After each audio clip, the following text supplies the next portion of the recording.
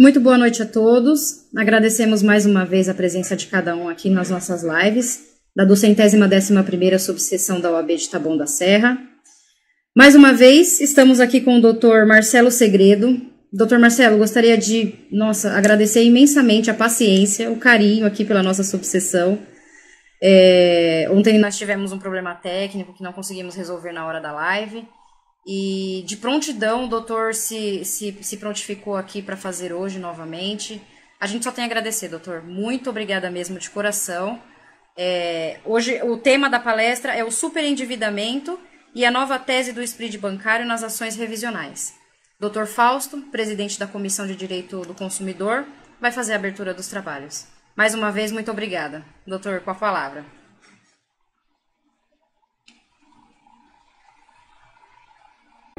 Vamos ver se melhora o áudio aí para o nosso público. Eu gostaria que quem se manifestou sobre o áudio, que voltasse a se manifestar para informar se está ou não está escutando o professor Marcelo Segredo.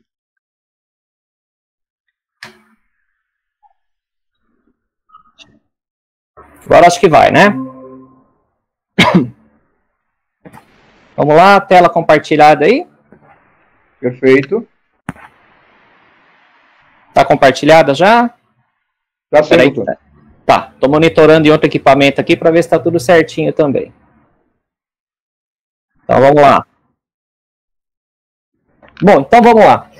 Gente, o tema da nossa palestra é superendividamento e uma nova tese sobre spread bancário. O que uma coisa tem a ver com a outra? O que superendividamento tem a ver com o spread bancário? Tem tudo a ver, tá? Então, a última pesquisa última pesquisa não, esse dado aqui, essa tela aqui é do STJ. O STJ publicou uma nota recentemente que ele está muito preocupado com o superendividamento populacional, tá? Por que o STJ está tão preocupado assim com o superendividamento populacional? Vamos entender isso daqui a pouco. Então eu tenho 66% das famílias endividadas. Por outro lado, eu tenho aqui, ó, que voltou a subir a inadimplência, principalmente entre pequenas empresas. E essa pesquisa aqui mostra que 68% dos negócios fecharam. Tá? 68% dos negócios fecharam. Isso daqui é de janeiro, essa matéria aqui, ó, vocês podem ver aqui embaixo na tela, acompanhando o mouse. Logo abaixo do nome da jornalista, ó, é do dia 20 de janeiro de 2021. Tá? Imaginem agora, pós esse período de... Eu vou evitar falar os nomes relacionados ao que está acontecendo agora, senão o Facebook derruba a live, tá? Então, diante de tudo isso que vem acontecendo, imagine após esse período de estar trancados, com tudo fechado, imagine o volume de empresas que vão simplesmente deixar de existir, vão ser exterminadas, né? E são essas pequenas e médias empresas também que têm um grande número de trabalhadores informais, que não estão cadastrados junto ao Ministério do Trabalho como profissionais registrados. Estima-se, é uma outra pesquisa também, que até o final de julho desse ano, teremos cerca de 17 milhões de brasileiros desempregados. Hoje esse número é de 13 milhões, 13,4 milhões. Tá? Então são dados alarmantes e muito preocupantes. E aí o que o STJ... O STJ foi consultar o Banco Central para entender o que o Banco Central considera uma pessoa superendividada. Observarem na tela a seguir, está aparecendo para vocês aí uma tela escrita assim, o fenômeno do superendividamento e seu reflexo na jurisprudência.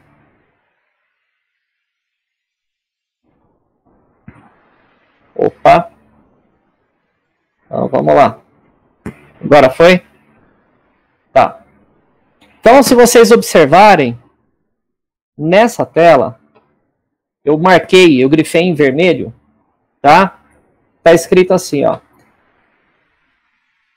Para entrar no grupo, para fazer parte desse grupo de superendividados, o tomador de crédito deve se encaixar em pelo menos um dos 4 critérios. Quais são esses 4 critérios? Estar inadimplente há mais de 90 dias no pagamento de empréstimos, ou comprometimento da renda mensal com pagamento de dívidas acima de 50%, ou simultâneo ou uso simultâneo de cheque especial, crédito pessoal e crédito rotativo ao mesmo tempo, e ter renda mensal disponível abaixo da linha da pobreza, ou seja, menos de um salário mínimo, tá? Então, o Banco Central entende que se o cidadão estiver enquadrado dentro de um desses critérios, ele é considerado um super endividado, ok? E existe até 90% da população brasileira faz parte desse rol de endividado, né? É muito grande o número, doutor. É muito grande, é assustador. Assustador. É muito assustador, tá? Então, são informações como essa que nos levam que fazem parte do meu dia a dia, né? Que nos levam a pensar o seguinte, né? Então, quando aparece aí um ministro da Economia, deputado, enfim, né? Parece um político aí na televisão. Não, nós vamos reaquecer a economia. Reaquecer como? Fala para mim. Se a maioria está nessa situação, como que vai reaquecer rápido essa economia? Não vai reaquecer tão rápido. Eu até vou mais além. Eu imagino o estado emocional dessas pessoas quando chegam a te consultar no teu escritório sobre isso, né? Sobre essa situação. Imagino que deve ser uma coisa assustadora, até para o profissional, como o senhor, o professor Marcelo, deve ficar assustado, né? Doutor, o doutor está adivinhando os próximos slides aí, né? Mas é exatamente isso que a gente falou sobre isso, né? É exatamente isso que a gente vai abordar. Tá. Quais as consequências do endividamento na vida de uma pessoa, né? Agora vocês vão entender o porquê que aquelas empresas contrataram o meu serviço de coaching financeiro para tratar os funcionários com problemas de dívida, né? Quais os primeiros sintomas aí que a pessoa endividada sente, né? Então a gente tem aqui, ó, no sentido horário, angústia, desânimo, cansaço, apatia, sentimento de desesperança, sensação, falta de motivação, sensação de falta de sentido na vida, né? Desejo de morrer. Poxa, Marcela, aí você pegou pesado, hein? Desejo de morrer. Gente, quando terminar a nossa live aqui, vai lá no Google e pesquisa suicídios devido a endividamento. Vocês vão ficar assustados com o resultado, tá? Insônia, irritabilidade, tá? Quem é que não fica nessa situação quando tem uma conta para pagar e a sua conta está no vermelho? Ou tem uma conta para pagar e você já não tem mais limite no cheque especial? Fala para mim. Você fica ou não fica nessa situação? É claro que vai ficar. Não tem como, né? Não tem como. E eu vou além. No próximo slide que vai aparecer aí para vocês, é que sempre tem um delayzinho aqui do meu equipamento até subir aí para vocês. Vamos aguardar.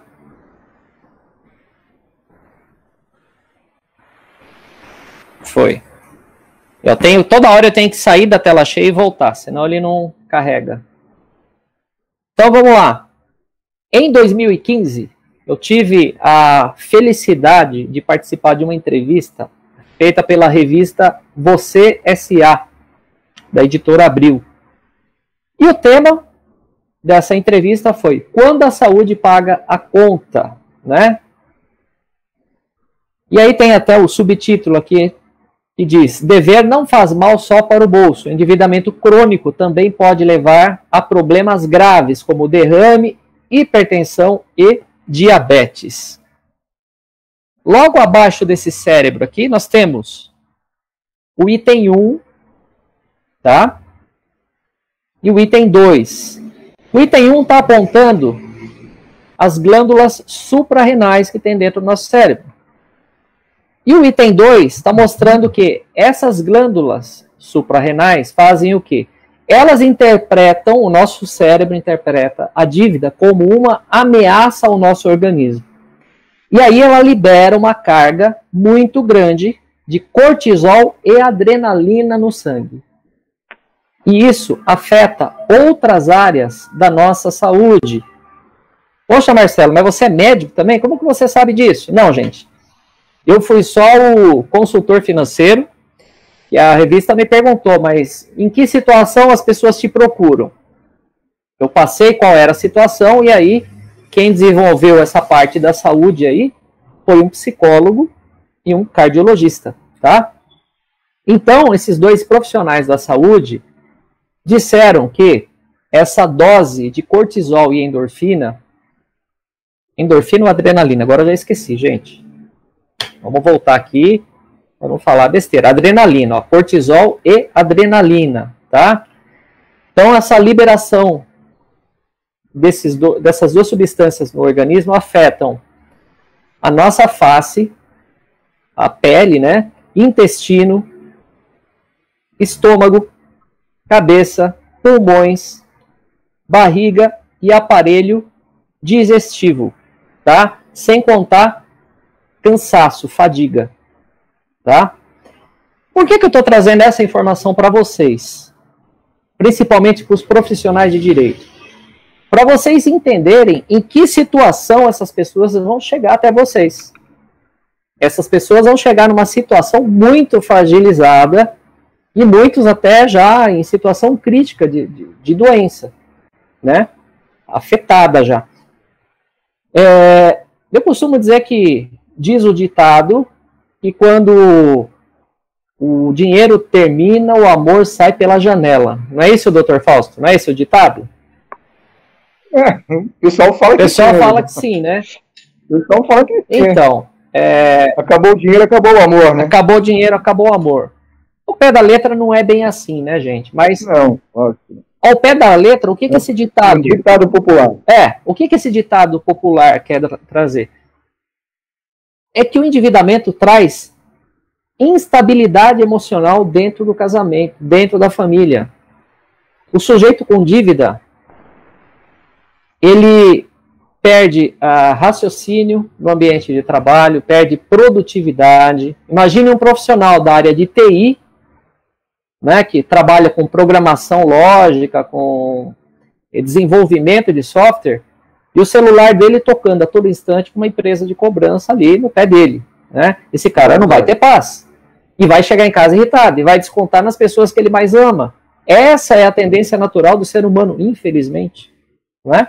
Então nós precisamos ter sensibilidade para lidar com esse cliente que muitas vezes pode chegar até irritado no nosso escritório. Quantas e quantas vezes eu já não tive que acalmar a cliente ali que estava muito exaltado.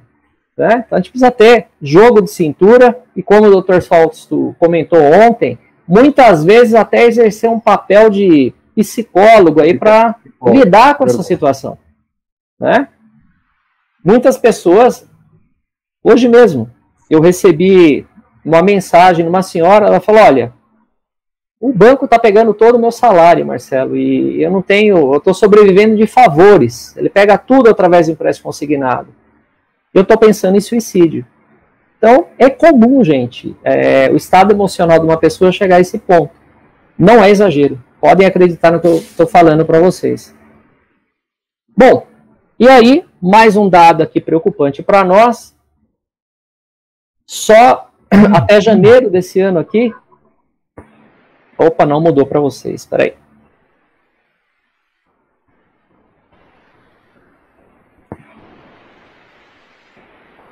Agora foi. Nesse último ano, tá?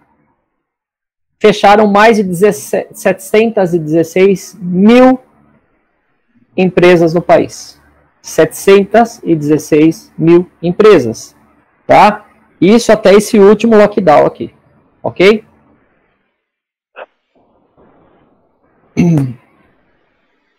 E aí no próximo slide,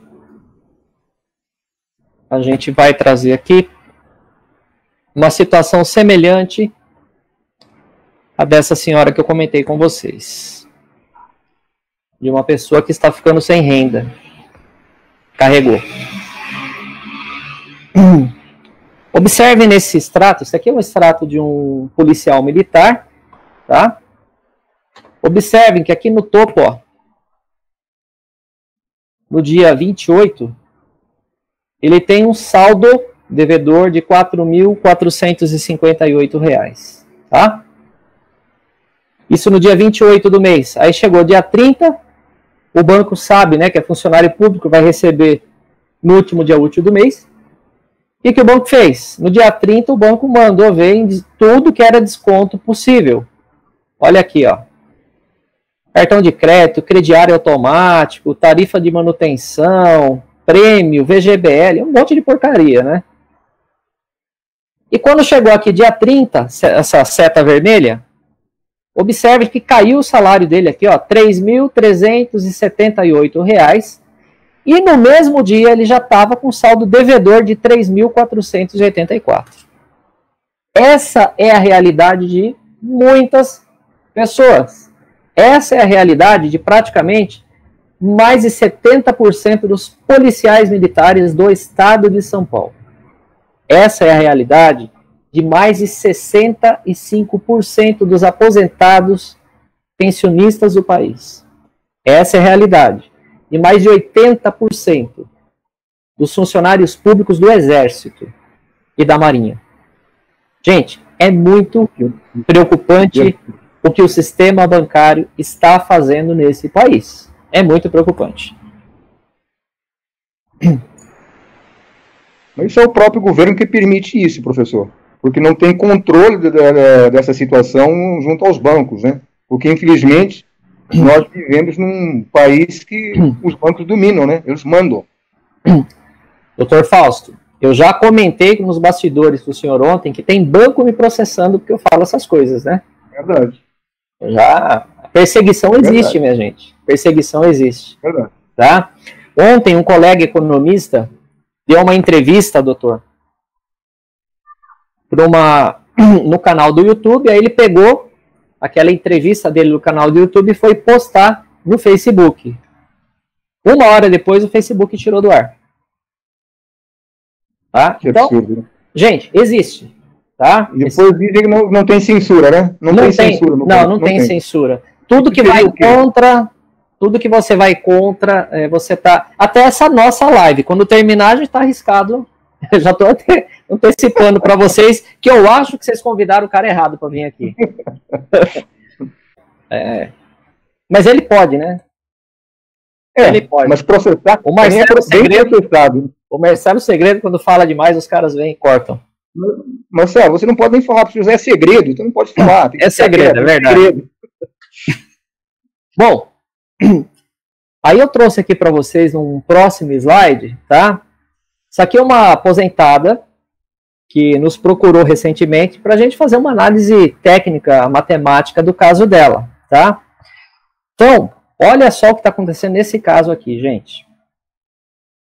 O entendimento do judiciário e do INSS é de que o trabalhador não pode ter mais do que 30% da renda comprometida para pagamento de empréstimo consignado e mais 5% que é para o cartão consignado. Então, o total, o teto máximo de desconto é 35%, ok? Os bancos calculam essa margem dos 35% sobre o salário bruto. Mas está errado.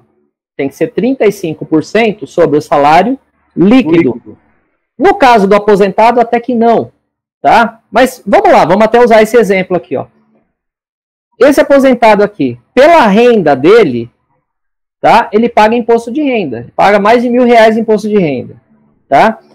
Então, você calcular a margem do empréstimo consignado, desconsiderando esse desconto do imposto de renda, tá errado. Que aí, por si só, o consignado já nasce errado, né? Ele já vai nascer errado, porque está comprometendo mais do que 30% desde o princípio, ok?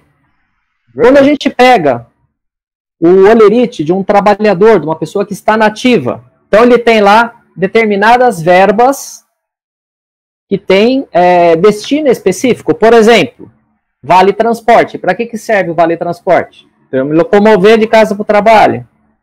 Vale alimentação. Qual a destinação daquilo? Se alimentar. Se eu não tirar esses itens do cálculo da margem do consignado e eu aplicar 30% sobre vale transporte, 30% vale alimentação, tem dia que o cidadão vai ter que trabalhar a pé e tem dia que ele não vai poder almoçar. Concordo? Então, existem critérios que os bancos atropelam, passam por cima para soltar mais dinheiro, tá?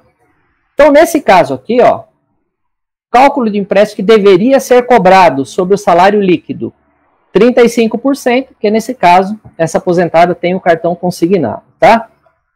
Então, 35% do salário dela corresponde a 3.979, tá aqui, ó, nessa segunda linha, tá? 3.979.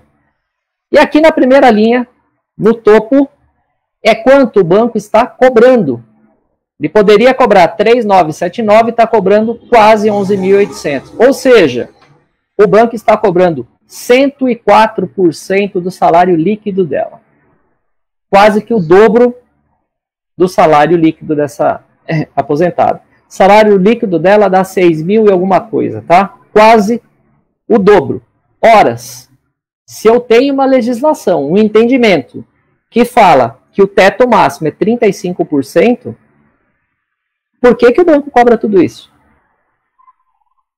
Aí quando o cidadão vai para o judiciário, às vezes ainda tem magistrados que soltam pérolas. Eu costumo dizer que tem juiz boca de ostra, doutor Fausto. Só solta pérola. Porque ele solta lá um despacho para a gente, dizendo o seguinte, olha, essa pessoa não tem controle das finanças dela. Então, é juiz que desconhece a realidade.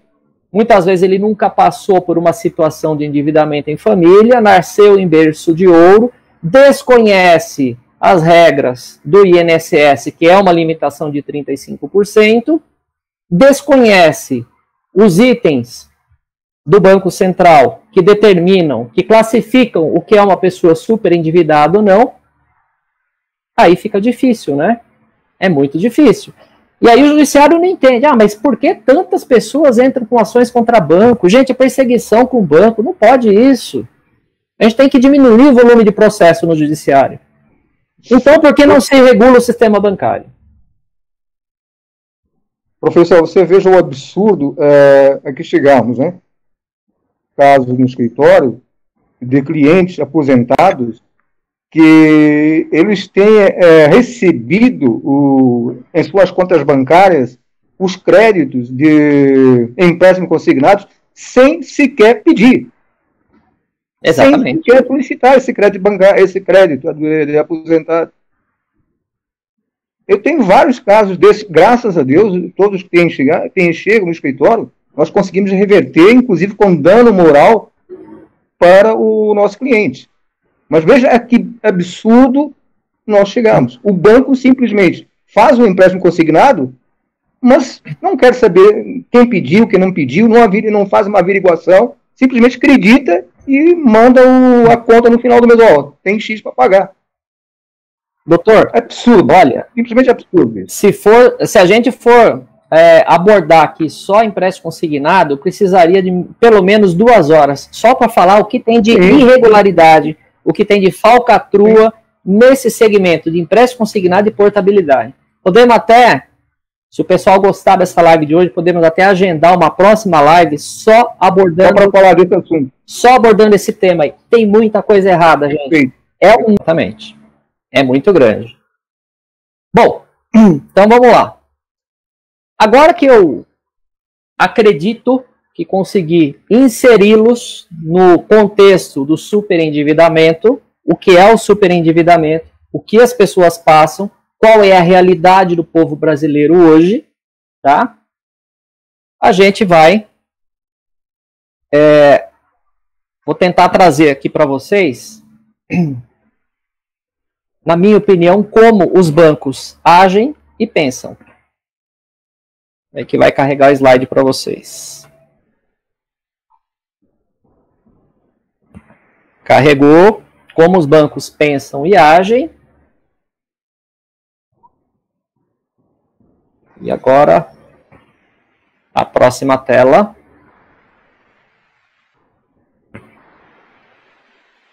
Não foi ainda para vocês. Espera aí, gente.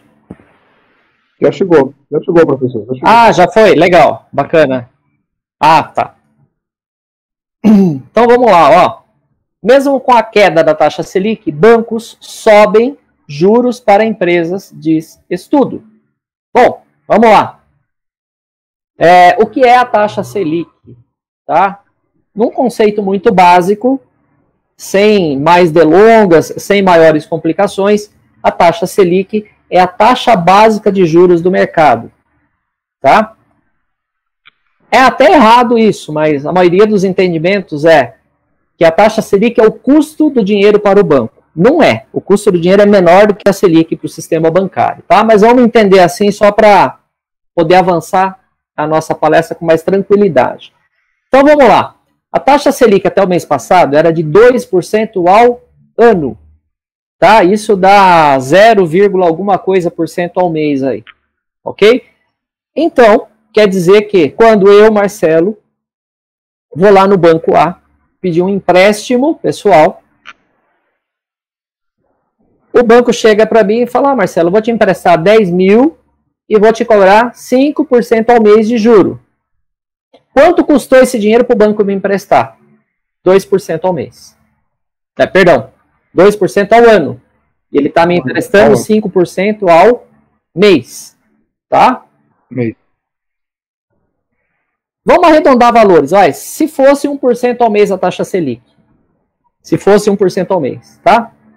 E o banco me cobrasse 5% ao mês, a diferença desse 1% para o 5% que o banco me cobra é o spread bancário. Ok? Então, o spread bancário nada mais é do que a diferença da taxa Selic para os juros que são cobrados de nós, pobres mortais. Ok? Toda vez que você vê falando na TV, reduziu a taxa Selic, você concorda comigo? Olha só, eu falei que a taxa Selic é o custo do dinheiro para o banco. Uma vez que a taxa Selic reduziu, o que aconteceu com o custo do dinheiro para o banco? O dinheiro custa menos para o banco. Então, tecnicamente, ele deveria cobrar menos juros do Marcelo. Tá? É isso que essa matéria está falando. Que mesmo, após o Paulo Guedes introduzir o plano econômico dele, ele ter derrubado a taxa Selic para apenas 2% ao ano, tá? 2% ao ano, está dizendo aqui que a Selic em um ano reduziu 29%, passou a valer 2% ao ano. Nesse mesmo período, o que o sistema bancário fez? Ele subiu a taxa de juros em 44%, simples assim. Simples assim. Ele não reduziu a taxa de juros. Ele aumentou a taxa de juros. Tá? O senhor está sendo modesto, né, professor? O senhor não está se referindo aos juros do cheque especial, né? Nem de cartão de crédito. Bom, esse cartão de crédito, esse banco que resolveu me processar por injúria, por difamação, porque eu publiquei que ele cobra mais de 1000% ao ano das pessoas. Dá para acreditar? Ele cobra 1000% ao ano. É verdade. Gente, é verdade. Isso é o quê? Mais de 1000% ao ano de juros. Eu não vou nem falar o nome do que é isso aí, porque senão aí é mais um processo. É mais um processo. Vai que tem advogado de banco me assistindo aí hoje, né? Não tô cismado. Eu posso falar. Então, entendam que o sistema bancário, mesmo por mais que o governo federal tente, e eu não estou aqui defendendo PT, PSDB, PSL, não estou defendendo ninguém, gente. Estou falando, por mais que o governo federal, independente do partido, queira reduzir taxa de juros para consumidor, para a empresa, para o empresário, ele não consegue. Porque quem manda nesse país, quem dita as regras financeiras, também não é o Banco Central, é o sistema bancário. E tá na mão, não existe um equilíbrio. E está na mão de 5 famílias brasileiras. Vamos lá. Bom, aí, próxima tela aqui, eu vou falar um pouquinho sobre refinanciamento.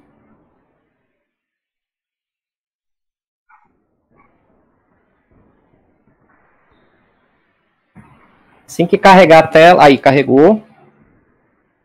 Então, muitas pessoas, tá? Quando elas têm várias dívidas no banco, a tendência natural é que o cliente chegue pro gerente do banco, ou o gerente do banco vai procurar lá o cliente e vai falar o seguinte: olha, você está devendo 52 mil aí do cheque especial, 52.500, você deve mais 25 mil de cartão de crédito, mais 3.500 reais de empréstimo. Dá um total de 81 mil. E olha, no cheque especial eu estou te cobrando 10% ao mês de juros. No cartão de crédito, 14% ao mês de juros. No empréstimo pessoal, eu estou te cobrando 5% ao mês. Mas agora eu vou propor um negócio de pai para filho para você. Porque eu, gerente de banco, sou teu amigo. Gente, gerente de banco não é seu amigo. Tá? Também não é seu consultor financeiro. É um vendedor de produto bancário que, se não atingir a meta do mês, ele vai perder o emprego. Tá? Põe isso na tua cabeça. Bom, quando o banco oferece uma renegociação para o cliente, pegando todas as dívidas que ele tem, tá? Quando o banco oferece renegociação,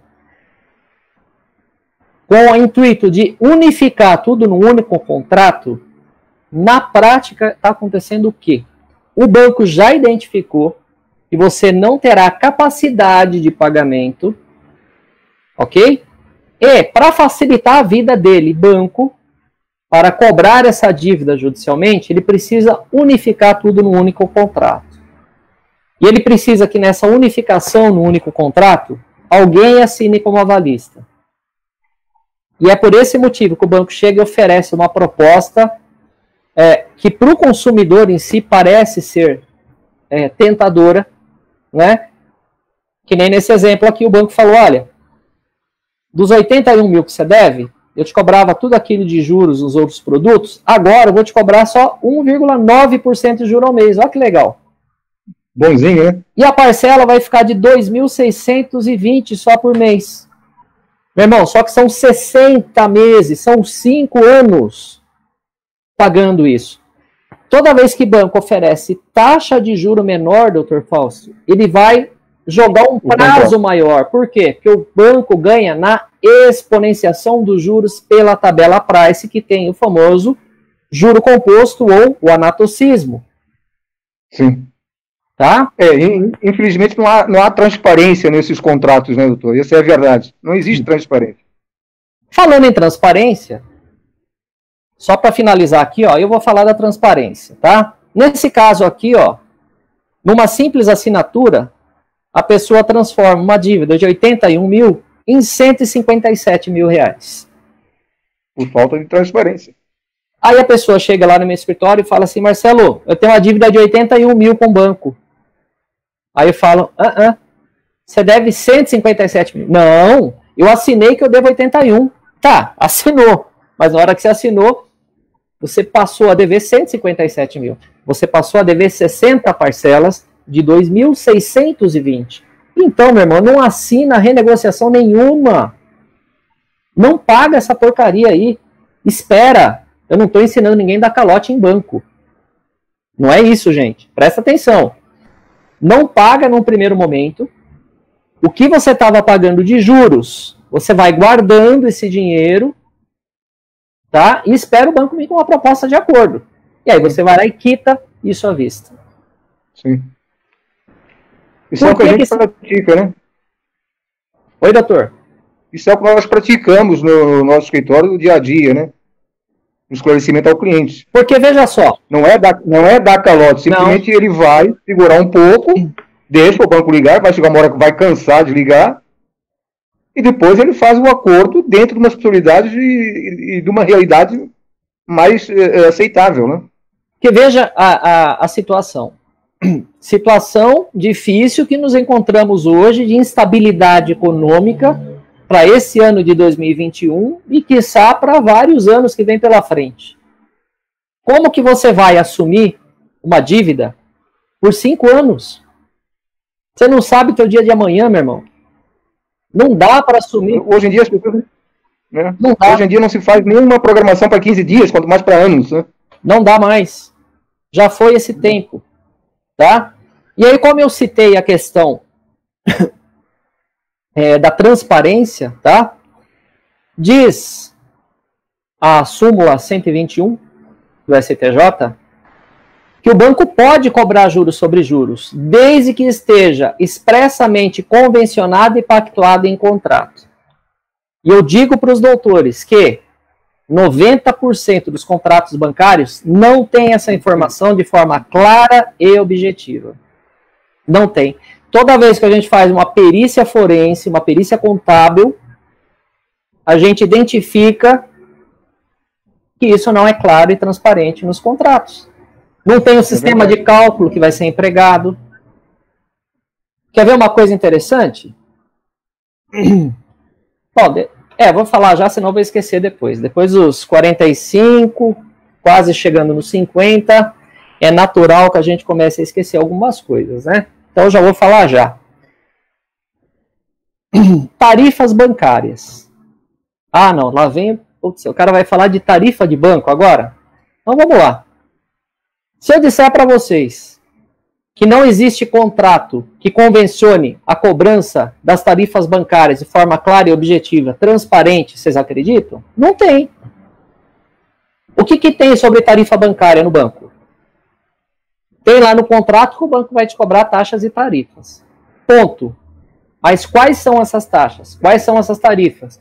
O quanto vai ser cobrado, ele fala que está lá afixado no painel de informações da agência. Quer dizer, eu sou obrigado a ir lá na agência para saber quanto você está me cobrando de juros? Não. Tem que estar no contrato.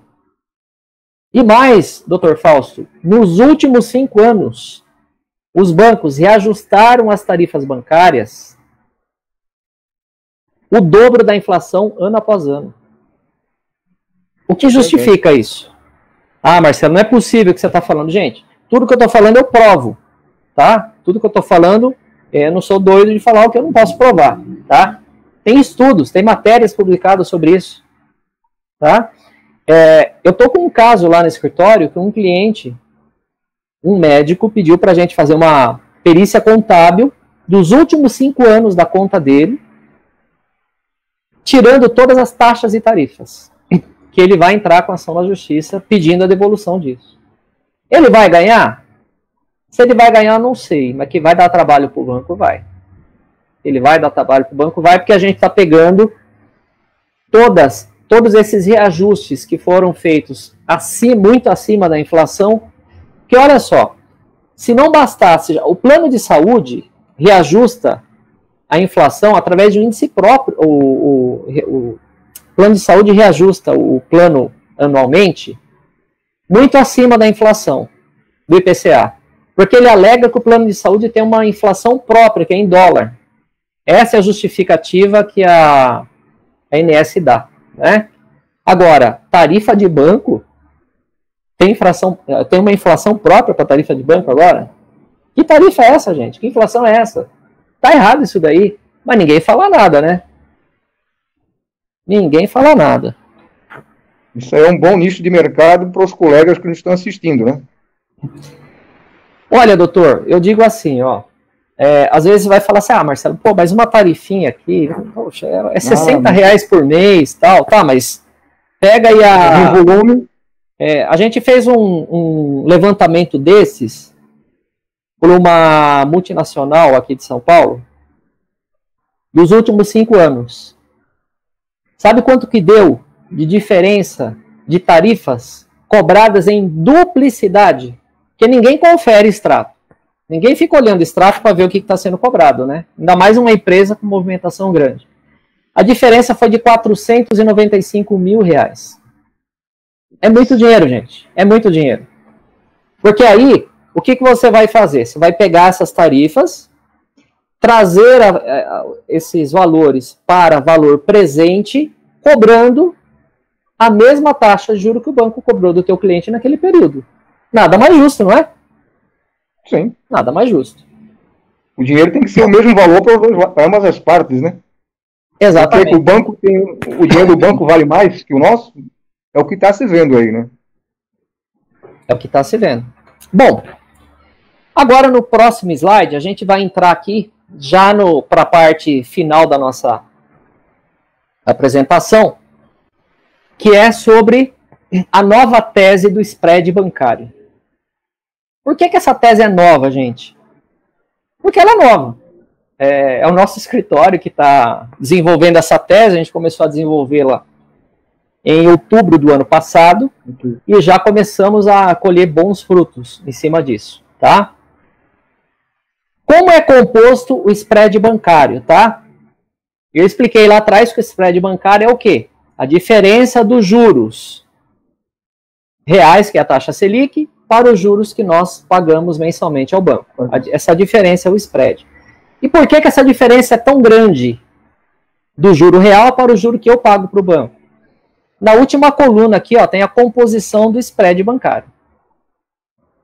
Então, nessa última coluna aqui, eu tenho que o custo administrativo do dinheiro é 13,50%, impostos diretos 10,53%, tributos e taxas 8,9%, o empréstimo compulsório 3,59%, a inadimplência 37,35% e o resíduo, que é o ganho líquido do banco, 26,93%.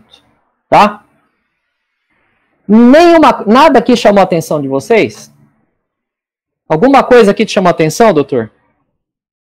Desculpa, eu estava fazendo vamos lá. Acabei não pegando aqui. Olha só, gente, observem aqui que a inadimplência é de 37,35%. O que isso quer dizer? Isso quer dizer o seguinte, que se você for pegar um empréstimo no banco hoje, vamos fazer valor redondo para facilitar a conta, e o banco te cobrar 10% ao mês de juros, dentro desses 10%, tem 3,75% de proteção contra a inadimplência.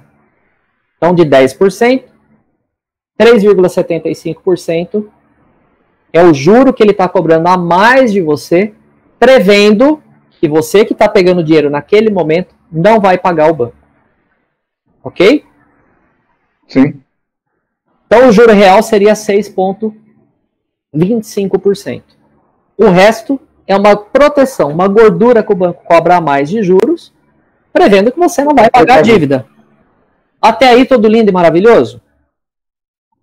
Aí, tranquilo. Só que não, doutor. Por quê?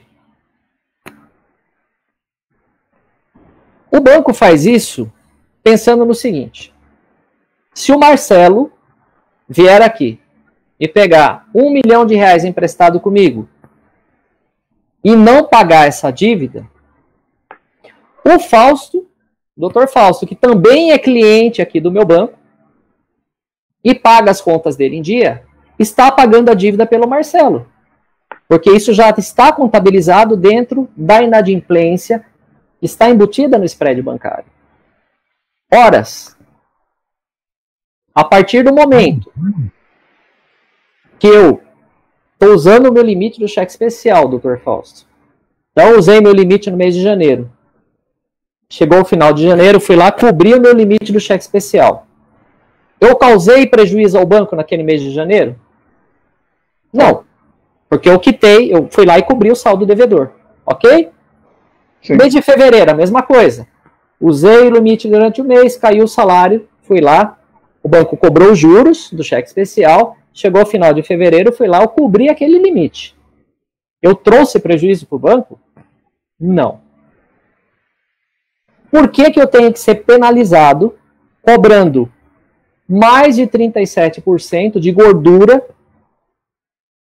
sendo que eu sou uma pessoa que paga minhas dívidas em dia?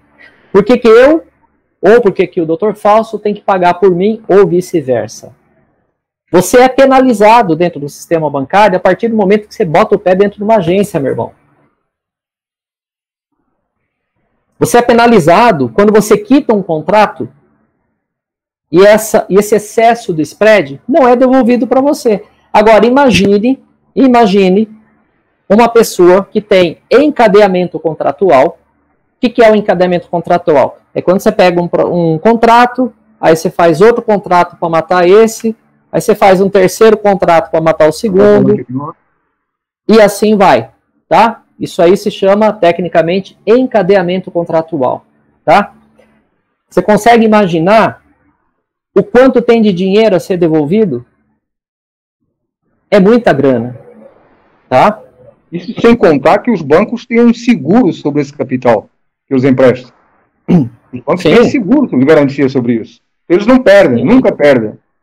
É isso que a gente vai abordar. Opa, vamos lá. Tô gostando, tá pegando minha linha de raciocínio aí. É o dia a dia, né? É. Spread no Brasil só perde para o Zimbábue. Tá? A gente só perde para o Zimbábue. Depois a gente ganha. O Brasil é líder. Tá? O Brasil é campeão em cobrar juros e spread bancário, gente. É campeão. Tá? Aí no próximo slide, olha que interessante. Doutor Fausto, o senhor sabe me dizer, ou a doutora Luana, se eu pago imposto de renda sobre prejuízo? Se eu tive prejuízo, eu pago imposto de renda de prejuízo? Prejuízo não, né? Não, né? Horas. Mas paga. Não, você não paga. Quando você tem prejuízo, você não paga imposto de renda, tá? Quando uma empresa tem um prejuízo, ela não paga imposto de renda. Não tem por que pagar. Não tem por que pagar, certo? Então vamos entender o que o banco faz com uma dívida tua? Olha que interessante. Você tem uma dívida inicial de 20 mil reais, e aí você ficou um ano sem pagar essa dívida. O sistema do banco identifica que, a partir de 90 dias de inadimplência, o seu saldo tem que ir para crédito em liquidação, o famoso CRELI, que aparece lá no seu extrato. Ou seja, sua dívida sai da alçada gerencial, vai para a alçada jurídica, vai para aqueles escritórios de cobrança e não param de te ligar. E eles começam a colocar o máximo de juros que eles podem durante o período de um ano, transformando uma dívida de 20 mil em 100 mil reais em um ano. Fácil. Eu fiz tudo valor redondo aqui para facilitar o entendimento da gente.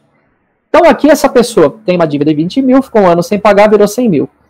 Quando chegar na dedução de imposto de renda de 2022, o banco vai chegar para a Receita Federal e vai falar, olha, Receita Federal, eu tive um lucro de bilhões, mas o Marcelo Segredo me deu um prejuízo de 100 mil reais e eu vou deduzir esses 100 mil reais do meu imposto de renda. O banco paga 25% de IR. 25% de 100 mil são 25 mil reais. E você devia 20. Ok? É por esse motivo que muitas vezes a gente ouve algumas pessoas dizendo, nossa, eu tinha uma dívida de 100 mil e depois de um tempo eu quitei por 5 mil. Aí você fala, putz, que cara mentiroso, né? Não, não é. Nesse exemplo aqui, o que aconteceu? O banco recuperou 25 mil, sendo que a dívida inicial era 20. A diferença é 5 mil. O banco chega para o camarada e fala, me dá esses 5 mil aí que tá tudo certo. Você quita a sua dívida e todo mundo fica feliz, tá? Ou seja, no slide do spread bancário, eu mostrei para vocês que mesmo que você pegue 1 milhão emprestado no banco e não pague nenhum centavo, o banco está no lucro, porque já existe a previsão da perda embutida dentro da taxa de juros do spread bancário, ok? Aqui eu estou falando agora que o banco recupera através da dedução do IR, então ele está recuperando pela segunda vez esse dinheiro. Você não pagou nenhum centavo da tua dívida. O banco recuperou uma vez. Deduziu do imposto de renda, recuperou pela segunda vez esse dinheiro. Simples assim, doutor Fausto.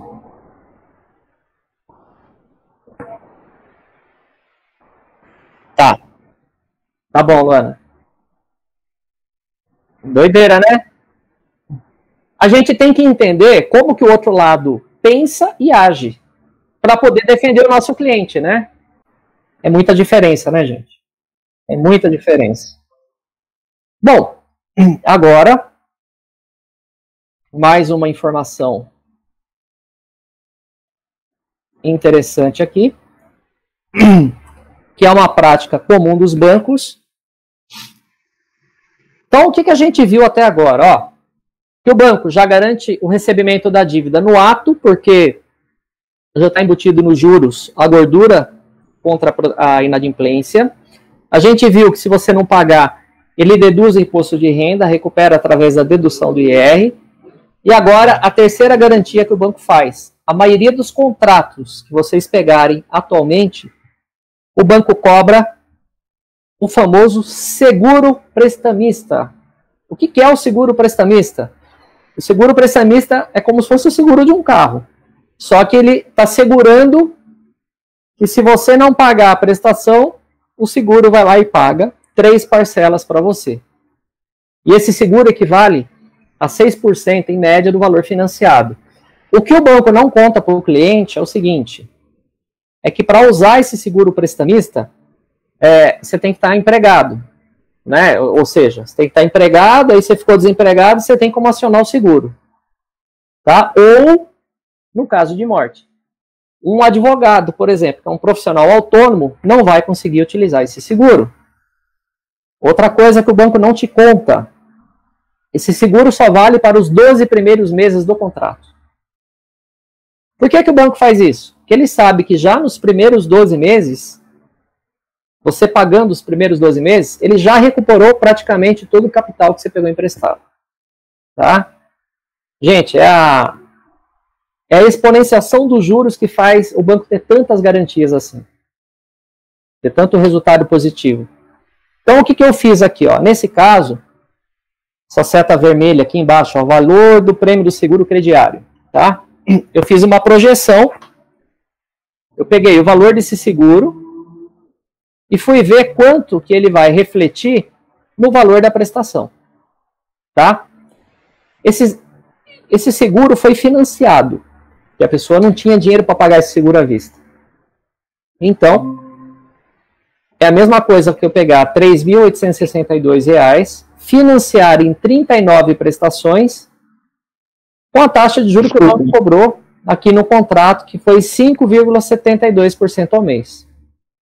Ao final de 39 meses, esse seguro virou R$ 9.278. Veja, 3 mil lá no começo, 3.800.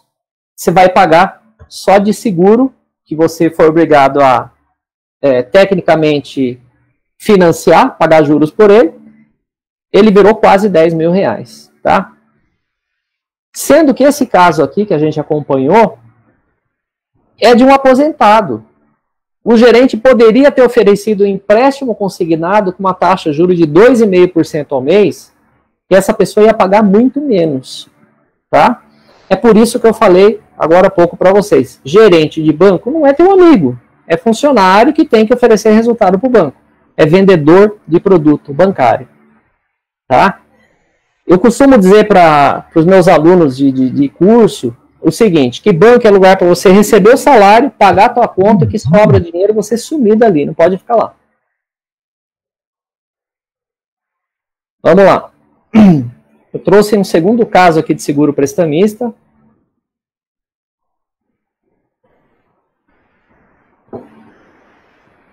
Eu tive um pequeno problema técnico aí que acabei saindo um pouco do ar, né? Tranquilo.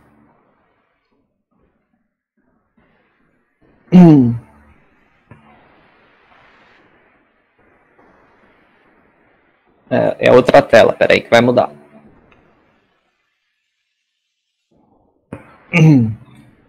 Faltam poucos slides agora, gente. Estamos indo pro finalzinho já.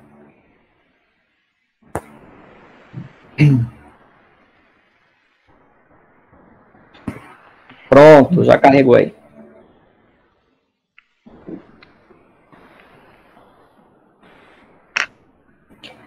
Nesse caso aqui, ó, que é essa seta vermelha, vocês vão observar que o seguro prestamista aí foi de R$ 6.945. Só que essa pessoa vai pagar em 96 meses. 96 meses. Tá? Dentro dessa taxa de juro que o banco está cobrando aqui de 2,23, tem um spread bancário, que nesse período aqui, a taxa de inadimplência do spread foi de quase 31%. Está aqui, ó, no primeiro bloco de texto, aqui no primeiro parágrafo, ó. A proteção contra a inadimplência foi de 30,90%. Logo, os juros reais seriam de 1,54 e não 2,23. Tá? Se eu recalcular tudo isso, tá? Ao quitar o contrato, usando essa linha de raciocínio da tese do spread bancário, quando quitar esse contrato aí, o banco teria que devolver para essa pessoa R$ 18.873. Tá? Por quê? Ela não quitou o contrato? Ela trouxe risco ao banco? Não. O banco cobrou seguro prestamista ainda? Cobrou. Aonde que está a fragilidade do banco em receber o dinheiro? Nenhuma. Então ele tem que devolver o que ele cobrou a mais do spread e também devolver o seguro. E aí vem lá o artigo 42 do CDC e fala que tem que devolver em dobro tudo que for cobrado de forma indevida, correto? É isso, né, doutor? Sim. Então tá bom. Vai que eu falo besteira aí, né? Confirma. Então vamos lá.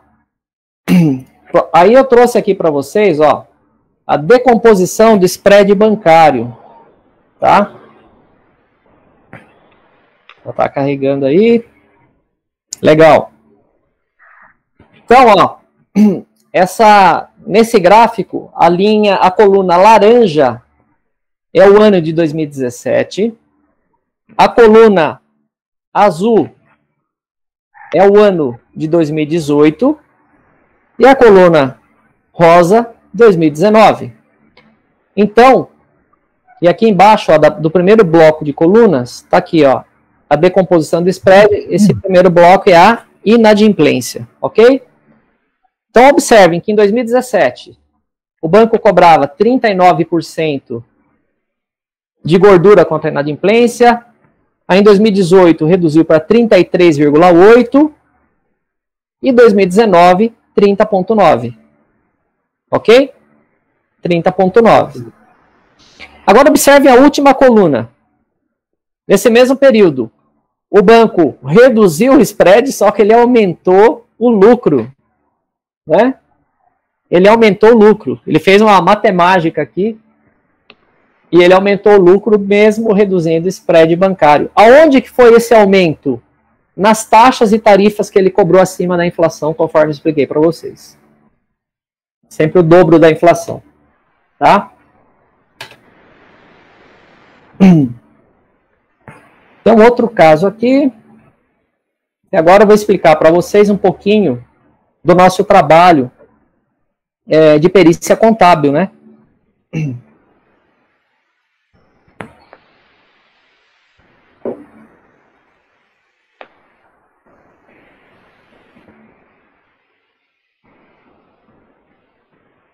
Carregou. Bom, quando aparece uma pessoa com problema de dívida, aonde a maioria dos escritórios erram é entrar no Dr. Google e digitar simulador de juros abusivos. O que muitos profissionais de direito fazem? Ah, não, eu não vou pagar perícia. Eu vou fazer um cálculo qualquer, vou fazer uma conta qualquer, vou juntar lá no processo, né, que o juiz aceita. De fato, doutores, muitos juízes aceitam, apesar do Código Civil falar, o novo Código Civil, esqueci o artigo, agora ele fala que toda ação de revisão de juros ou embargos à execução, obrigatoriamente tem que ir acompanhado de uma perícia contábil, tá? Mas tem muitos sites que oferecem simulações gratuitas. Qual o perigo de você fazer isso? O perigo é que você, se esse processo tiver um debate técnico entre peritos, se precisar de assistente técnico, meu amigo, você está enrolado. Você está enrolado porque você não vai encontrar perito nenhum que vá querer defender aquela simulação que você fez. Né? E o perito do juízo vai te engolir. E vai prejudicar o teu cliente. E aí o cliente vai, famosa caça às bruxas, né, doutor Fausto? O cliente adora arrumar um culpado, né? E tem colega que adora processar colega, né? Não sei por quê. Também. Tá cheio. Tá cheio. É muito comum, né? Infelizmente. Bom, faz parte. Aí aqui, ó. Esse aqui é a página, é uma página de um dos laudos contábeis que nós fizemos, né? Onde a gente identificou aqui, lembra que eu falei mais atrás que não existe transparência sobre a forma de cobrança e aplicação dos juros dos contratos bancários? Esse aqui foi um caso, ó. O nosso perito apurou aqui, ó. Portanto, não há previsão contratual de forma explícita e expressa do regime efetivamente praticado. Regime de capitalização de juros compostos. Regimes de juros compostos. Ou o famoso anatocismo, né? Como muitos conhecem. Tá? São detalhes que, para nós que somos da área financeira, para nós que estamos acostumados a desenvolver laudo, para nós que somos especializados em contratos bancários, a gente sente o cheiro. Né? A gente bate o olho no contrato, já sabe aonde se tem ou não tem essa informação. Tá? Mas muitas vezes o advogado não está habituado com esse tipo de contrato. E ele não sabe identificar isso, né? Outra informação aqui, ó. Isso é do mesmo caso. E o banco entrou com uma ação de execução de dívida, tá? E bancos, quando entram com uma execução de dívida ou as ações de cobrança, né? Eles pecam muito na documentação. Mas pecam muito, tá? Eles juntam uma planilha qualquer lá. E nesse caso aqui, o que a gente identificou? A ausência de demonstrativo de evolução do saldo devedor, que comprovasse o valor real da dívida que estava sendo cobrado. Tá? Então, são detalhes que você joga dentro de um processo, dentro de uma execução, aonde o banco vem babando, pedindo penhora online de bens, penhora online de contas do seu cliente, e com uma informação dessa, você consegue barrar essa penhora. É por isso que é importante, não estou aqui vendendo peixe de perícia, tá? Mas é por isso que é importante você estar assistido por um profissional especializado, ao invés de você ficar usando simuladores que tem na internet. A diferença é gritante, né? Por exemplo, esse tipo de informação aqui que eu falei para vocês, a ausência de demonstrativo de evolução do saldo devedor, tá? São coisas que tem advogados que entendem da área financeira, mas a maioria não entende e não vai conseguir identificar isso. Não vai se ater às leis. A preocupação do advogado, o que é? Deixa eu ver as leis que eu vou usar para defender meu cliente. Né? Mais um caso aqui.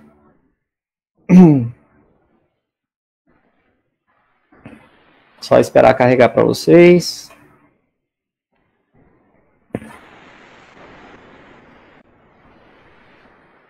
Já foi? Legal. Então, ó, seguindo essa mesma linha de raciocínio, nesse caso aqui, ó, o banco deixou de justificar a cobrança de juros remuneratórios referentes à cédula de crédito executadas no período de 9 de 2019 a 8 de 2020, que correspondeu a R$ 546 mil. Tá? Então, é fácil você trazer o banco para um acordo, até mesmo porque o advogado do banco não espera esse tipo de reação. Ele não espera esse tipo de reação. Tá? Então, uma perícia técnica bem detalhada, né? Lá no nosso escritório, por exemplo, se um advogado manda para nós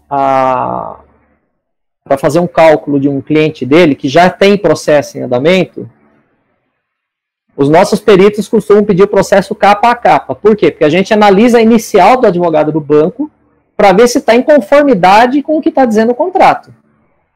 Se o advogado do banco fez ali um copiou, colou, vai dançar, que a gente vai pegar. Né? Se teve copia e cola ali, a gente pega e vai apontar os erros. Tá?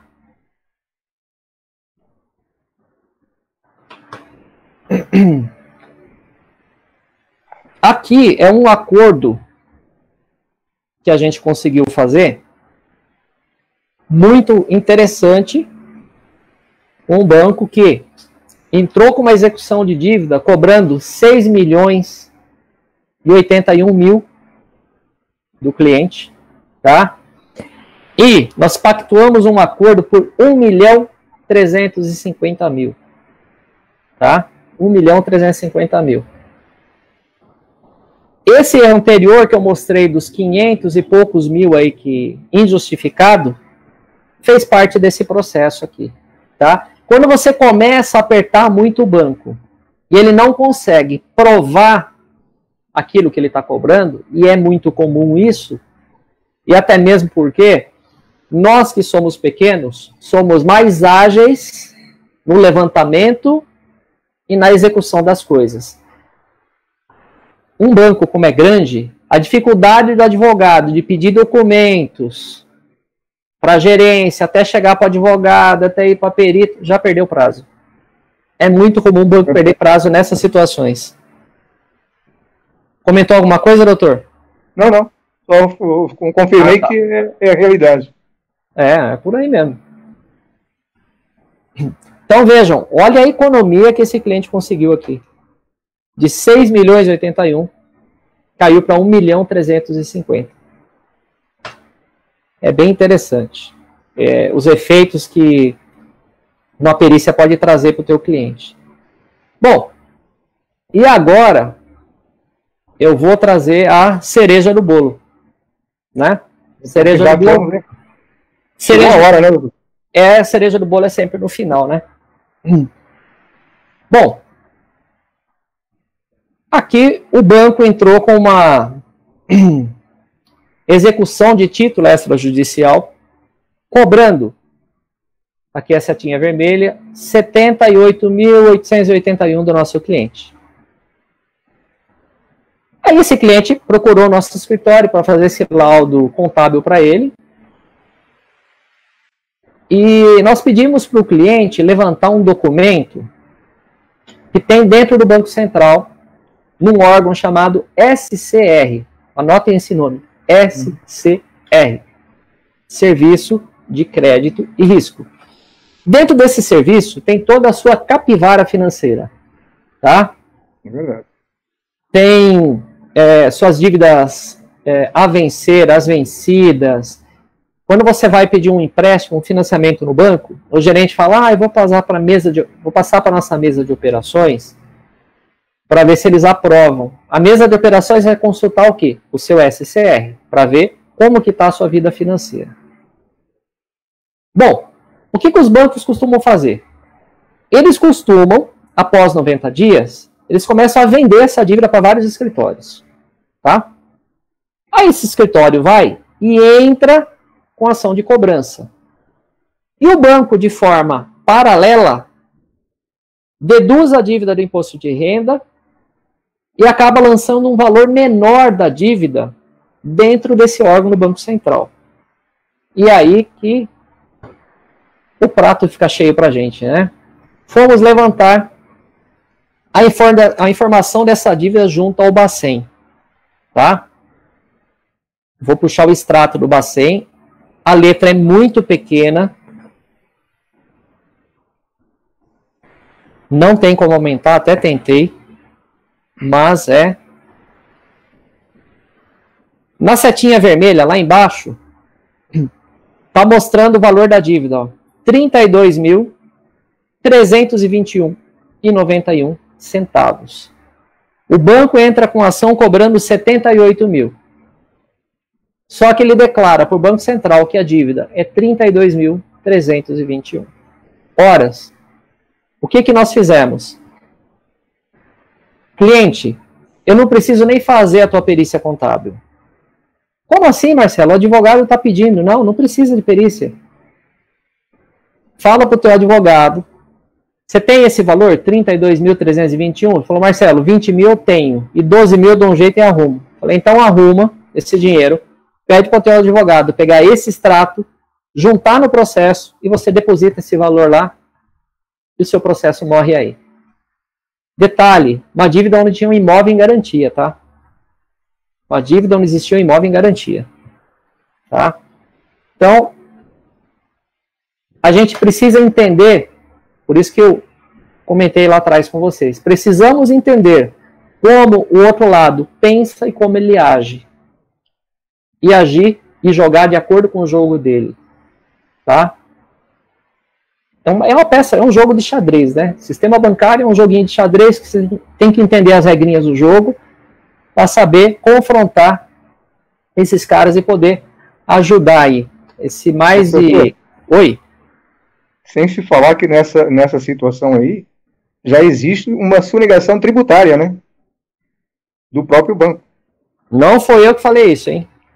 Mas é verdade. Não foi eu que falei isso. Eu estou falando. Sim, sim. Exatamente. A propósito, foi uma das consequências desse processo, tá, doutor? Eu não ia comentar, mas já que o doutor comentou, o juiz não conhecia esse relatório do Banco Central. O juiz não conhecia. E aí o juiz começou a indagar e oficiou a Receita Federal. Perfeito. Complicou, né? Lógico. Não tem outro jeito, né? Ou faz um acordo ou vai para o crime, né? Ou vai para o crime. Sonegação fiscal. Exatamente. Bom, trouxe mais um exemplo aqui para vocês, ó. Que uma simulação simples que você faz pela internet jamais vai te trazer esse resultado, tá? Nessa perícia aqui, nós apuramos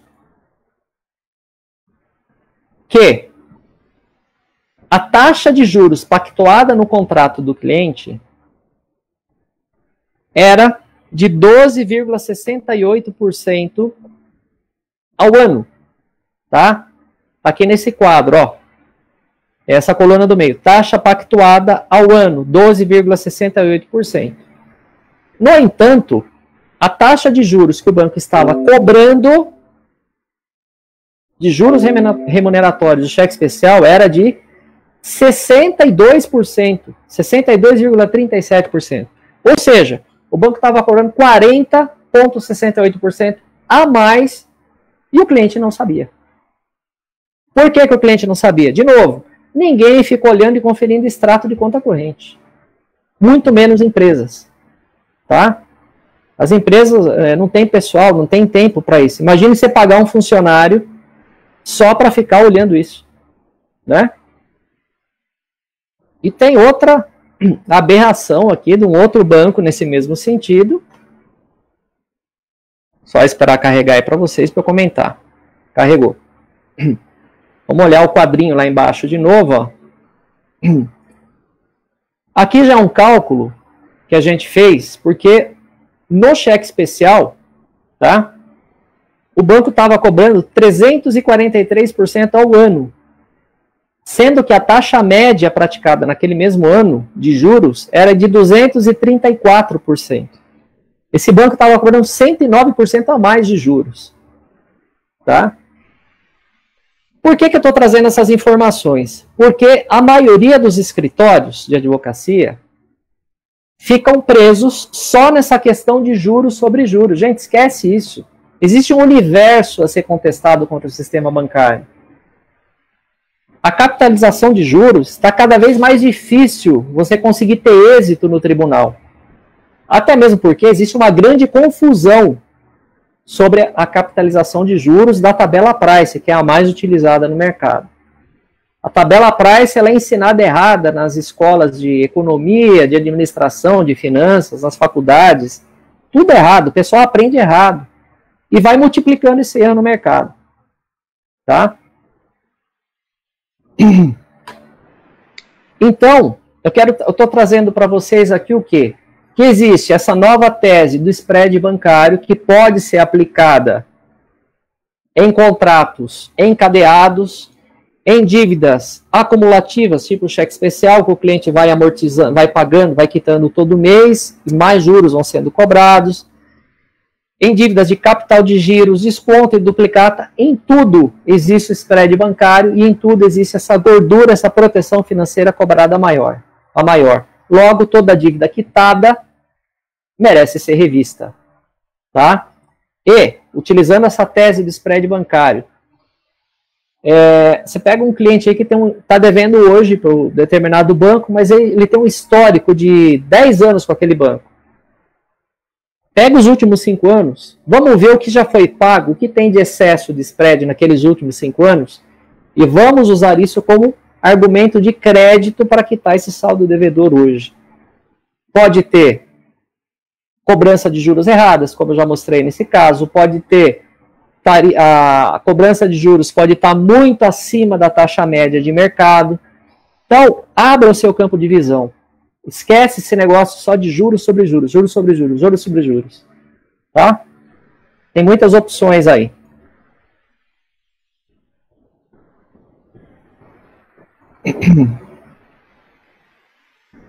Deixa eu ver aqui. Esse slide não posso mostrar. Esse é segredo, né? Não, tem muito nome de banco aí, rapaz. Depois não vale a pena mostrar, não. Ixi, ele apareceu aí. Vamos para o último aqui slide, só para mostrar para vocês a questão das taxas e tarifas, tá? Finalizar, né, professor? Que já estamos indo para 1h30 aí, o pessoal está cansado. Vamos lá, a doutora Luana, opa, já passaram 1h30, 1 hora. Sim. Não. Mas também tem pessoas assistindo que chega uma hora que começam a cansar, né? Sim. Bom, só para a gente finalizar aqui, provando aquela questão que eu falei das tarifas bancárias muito acima da inflação, tá? Isso aqui foi publicado, são dados do próprio IDEC, do Banco Central, tá? A Caixa Econômica tem um pacote de tarifa lá que ela chama Convencional Caixa. Em novembro de 2016, essa tarifa era de R$ 25,10 e no final de 2017, R$ 44,90. Reajuste de 78,90%. Tá? Bradesco, pacote universitário, de R$ 5,90 passou para 7%, 18%, mais 18%. O Itaú, 28% em 2016, R$ 31,00 em 2017, 10%. Foi o mais modesto aqui, ó. E Banco do Brasil e Santander. Todos eles reajustes muito acima da inflação, tá? Então eu quero tá encerrando aqui esse nosso bate-papo, mais uma vez agradecendo ao Dr. Fausto, a presidência da OAB, que eu já esqueci o nome de novo, Dr. Fausto. Dr. Elaine. Dr. Elaine Abut, Dr. José Cordeiro, nosso vice-presidente. E a demais diretoria, né, o Dr. Zé Roberto, doutora Vanessa, doutora Márcia, compõem a nossa diretoria, a nossa subseção. Agradecer a doutora Luana aí pelo suporte. Tem alguns presidentes também assistindo, né? Acho de outras comissões que tem nos assistindo aí, dando uma atenção especial aí ao professor pela palestra.